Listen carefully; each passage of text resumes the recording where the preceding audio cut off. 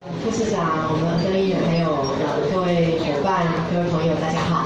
我们11月10号跟11号在那个中央公园是最后一场最后一场。那我先讲2个小故事一个小故事是发生在我们家里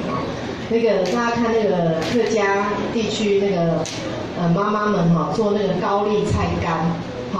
大家有看过吗？它是用那个酒瓶那个酒瓶是瓶口小，然后瓶身大，然后呢，它晒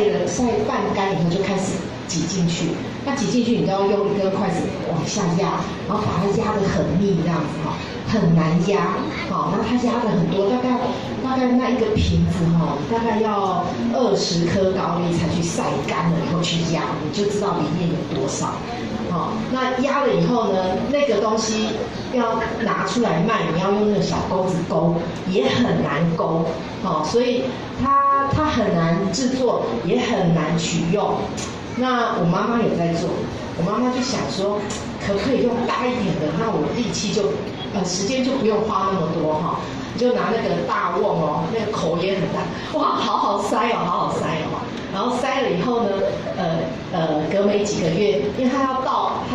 放，它会自然发酵，那个东西会自然发酵。那它要倒放之后几个月以后，要吃的时候把它掏出来也很好掏，因为瓶口很大，很好掏出来结果长虫了。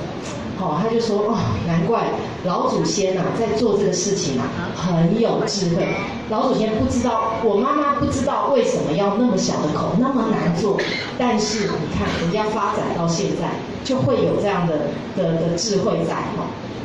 几代人几十代人都这样子做，从来没有像我妈妈，有人像我妈妈这样子想那么天真的想，我要用大的瓶子第二个故事是我要跟大家讲一句客家的谚语那句谚语是这样说：一代人客自己失压，二代人客落魄國夢夾，三代人客那个反偷拿了吧那意思是什么呢？就是来到我们家的客人如果是一等的客人，跟我很要好，我就杀鸡杀鸭来请客这样第二等的客人跟我比较没那么好的那个桌上的萝卜干就蒙掉了那比较很生疏的客人呢来到了呢，桌上的那个花生你自己多来吃吧，这样这个那个讲那个朋友的关系也讲过去农村时代他们的生活情况是怎么样。那我讲这2个故事是要跟大家讲，我们在11月中央公园有很多我们地方的